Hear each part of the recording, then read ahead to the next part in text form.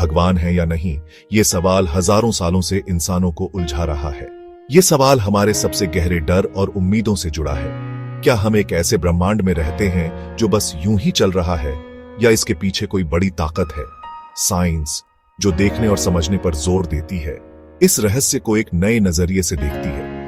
हालांकि साइंस ये नहीं बता सकती कि भगवान है या नहीं, लेकिन ये हमें उन कुदरती नियमों को समझा सकती है जो हमारे ब्रह्मांड को चलाते हैं और हमारे पुराने विचारों को चुनौती देते हैं।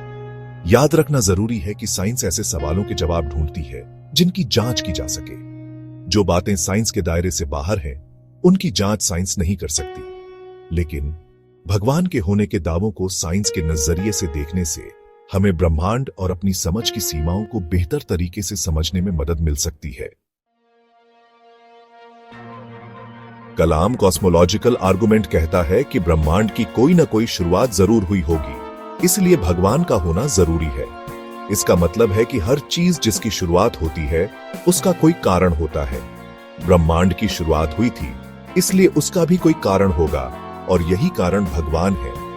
ये दलील इस बात पर टिकी है कि ब्रह्मांड की एक शुरुआत थी, और ये बात बिग बैंग थ्योरी से मिलती है। बिग बैंग थ्योरी कहती है कि ब्रह्मांड लगभग 13.8 अरब साल पहले एक बहुत ही गर्म और घने बिंदु से शुरू हुआ था। ये कलाम आर्गुमेंट की दूसरी बात से मिलता है। फिर ये दलील कहती है कि इस शुरुआती कारण में भगवान जैसे गुण हैं, जैसे कि वो समय और जगह से परे हैं और बहुत शक्तिशाली हैं। यहीं पर कलाम आर्गुमेंट की सबसे बड़ी कमजोरी है। पहली नजर में कलाम आर्गुमेंट सही लगता है, लेकिन इसमें कुछ ऐसी बातें मानी गई हैं जिन पर बहस हो सकती है। पहली बात, ये दलील मानती है कि भौतिकी के नियम, जैसा कि हम उन्हें समझते हैं, बिग बैंग से पहले के समय पर भी लागू होते थे। लेकिन भौतिकी की हमारी समझ इतनी ज्यादा ऊर्जा वाले समय के लिए काम नहीं करती, इसलिए हम पक्के तौर पर नहीं कह सकते कि बिग बैंग से पहले क्या था। दूसरी बात, ये दलील मानती है कि कारणों का सिलसिला हमेशा के लिए नहीं चल सकता, इसलिए एक पहला कारण होना जरूरी है। लेकिन ये बात साइंटिफिक नहीं, बल्कि दार्शनिक है। अनंत की अवधारणा को समझना मुश्किल है, और हो सकता है कि ब्रह्मांड हमेशा से किसी न किसी रूप में मौजूद रहा हो। आखिर में, अगर हम पहले कारण की बात मान भी लें, तो कलाम आर्गुमेंट यह नहीं बताता कि ये कारण वही भगवान हैं जिन्हें हम पूजते हैं। ये कारण कोई और भी ताकत हो सकती है जिसके बारे में हमें कुछ नहीं पता। भगवान के होने का एक और दावा है, जिसे फाइन ट्यूनिंग आर्गुमेंट कहते हैं। ये दलील ब्रह्मांड के भौतिक स्थिरांकों की सटीकता की ओर इशारा करती है। ये स्थिरांक, जैसे कि गुरुत्वाकर्षण स्थिरांक और प्रकाश की गति, भौतिकी के किसी भी ज्ञात नियम द्वारा निर्धारित नहीं होते हैं, फिर भी जीवन के उद्भव के लिए पूरी तरह से संतुलित प्रतीत होते हैं। इस दलील के समर्थकों का तर्क है कि यह सटीक संतुलन इतना असंभाव्य है कि यह संयोग का परिणाम नहीं, बल्कि एक रचयिता की सोची समझी रचना है।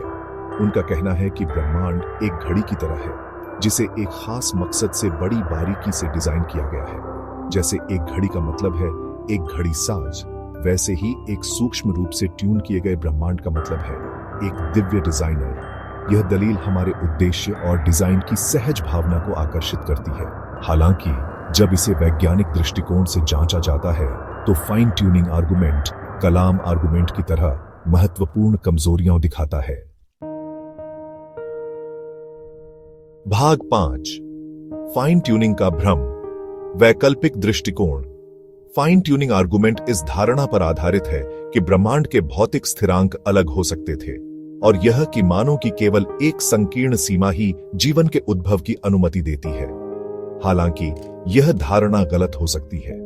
यह संभव है कि भौतिकी के मूलभूत नियम इन स्थिरांकों के मानों को निर्धारित करते हैं, जिससे वे असंभाव्य होने के बजाय अपरिहार्य हो जाते हैं। इसके अलावा जीवन के लिए आवश्यक परिस्थितियों की हमारी समझ जीवन के एकमात्र डेटा बिंदु तक सीमित है। जैसा कि हम जानते हैं, यह पूरी तरह से संभव है कि जीवन के अन्य रूप विभिन्न मूलभूत सिद्धांतों पर आधारित ब्रह्मांडों में बहुत भिन्न भौतिक स्थिरांकों के साथ मौजूद हो सकते हैं।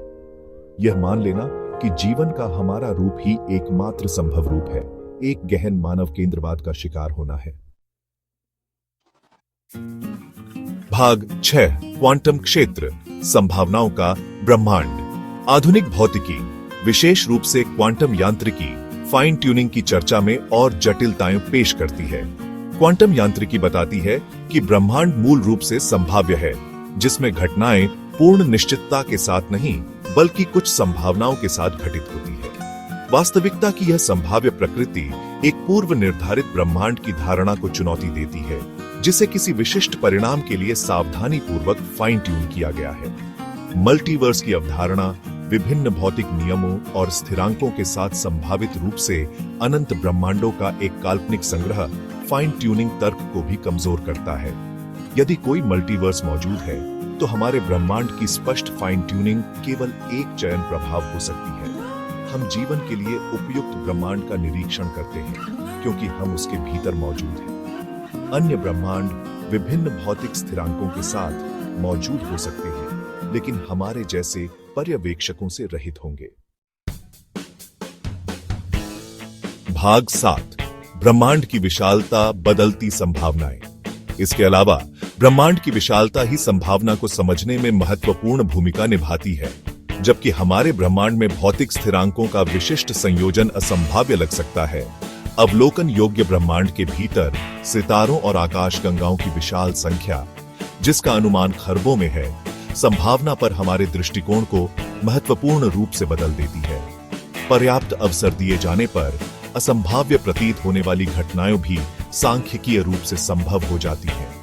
इसलिए यह संभव है कि हमारा ब्रह्मांड अपने प्रतीत होने वाले फाइन ट्यून किए गए स्थिरांकों के साथ एक विशाल ब्रह्मांडीय लॉटरी में केवल एक परिणाम हो, संभावनाओं से भरे ब्रह्मांड में एक संयोग की घटना। भाग 8, बिना गारंटी वाले ब्रह्मांड में अर्थ की तलाश। भगवान के अस्तित्व पर वैज्ञानिक दृष्टिकोण, जैसा कि हमने खोजा है, आसान जवाब या आरामदायक निश्चितताएं प्रदान नहीं करता है। यह हमें इस संभावना का सामना करने के लिए चुनौती देता है कि हमारा ब्रह्मांड डिजाइन के बजाय संयोग का उत्पाद हो सकता है, एक वास्तविकता जो हमारी आशाओं और आकांक्षाओं के प्रति उदासीन है। हालांकि यह दृष्टिकोण अर्थ और उद्देश्य की मानवीय खोज को नकारता नहीं है। यह हमें केवल किसी अलौकिक सत्ता से बाहरी मान्यता पर भरोसा करने के बजाय अपने भीतर और एक दूसरे के साथ अपने संबंधों में उन गुणों की तलाश करने के लिए मजबूर करता है। विज्ञान द्वारा प्रकट ब्रह्मांड विशाल, रहस्यमय और विस्मयकारी है।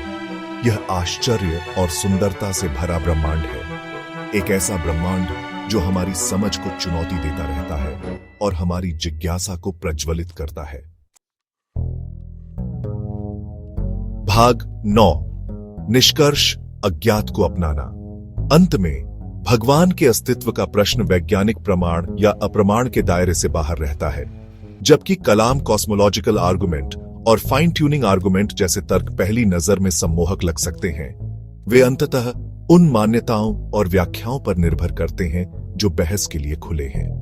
विज्ञान निश्चित उत्तर देने के बजाय हमें अज्ञात को अपनाने, अपनी वर्तमान समझ की सीमाओं को स्वीकार करने और खुले दिमाग और आश्चर्य की गहरी भावना के साथ ब्रह्मांड के विशाल रहस्यों की खोज जारी रखने के लिए आमंत्रित करता है।